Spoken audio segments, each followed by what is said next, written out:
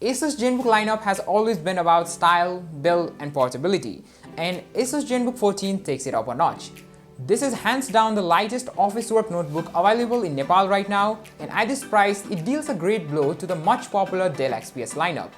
I've been using this laptop for more than a week now, and today I'll be giving you my honest verdict to help you with your purchase. Let's get started.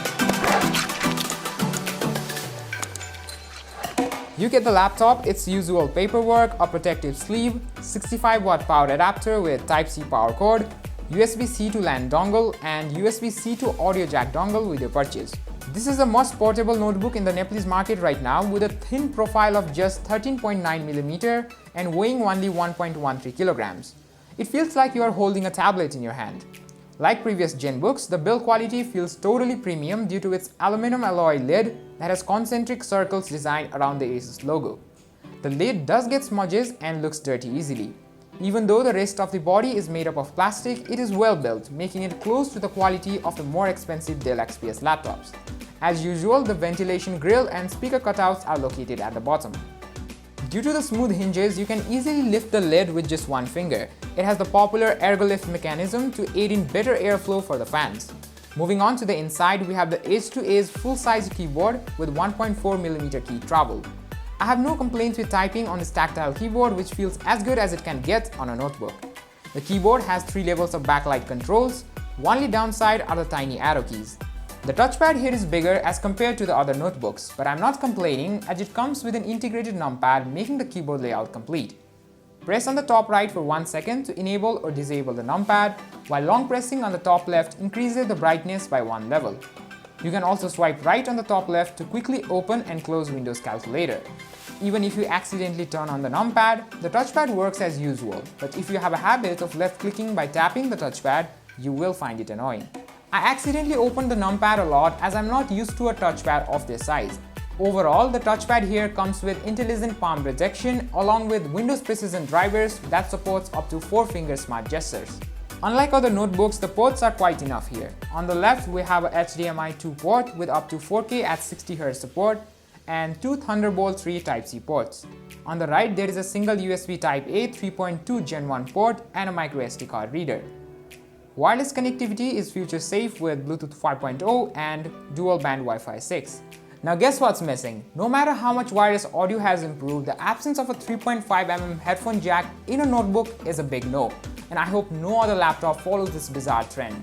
To compensate that, the company provides a USB-C to 3.5mm dongle, but it just eats into the already lower number of ports. As implied by its name, we have a 14-inch FHD IPS display with 16:9 aspect ratio and very thin bezels except for the bottom, which has the Asus Zenbook branding. The top bezel houses the HD camera and IR face recognition system. The Face ID sign-in option is quick and secure even in low light. The display has good viewing angles and 300 nits brightness is more than enough for all kinds of lighting scenarios. With 94% sRGB and 72% Adobe RGB color gamut and 1060:1 contrast ratio, I have no complaints regarding the display quality, as these are all premium level numbers for a laptop of this price. For those of you asking, no, it doesn't have a touch display and the hinge doesn't do 180 or 360 degrees. Zenbook 14 has a 10th generation Ice Lake Intel CPU, and the model launched in Nepal has the i5 1035G1 chipset with a base clock of just 1.2 GHz and 3.6 GHz turbo boost. It is a 15-watt processor, so it consumes less power and performs the same in both battery and plugged-in mode. This processor is capable of all kinds of day-to-day productivity tasks like web browsing, content viewing, bulk word and spreadsheet processing, as well as video conferencing. Here's a webcam and microphone test. This is a webcam and microphone test for the Asus Zenbook 14. I think the webcam is pretty good for video conferencing, and I was also impressed by the microphone quality out of this. Let me know what you think. Due to the presence of Ice Lake GT1 Intel USD graphics, I wouldn't advise gaming on this device. It does run 2-3-year-old games in their lowest graphics settings, but it is still hard to get a decent 60 FPS. You can get the Asus VivoBook S15 that we recently reviewed if you want to do some light gaming along with productivity work. Here are the benchmark scores for those who are interested.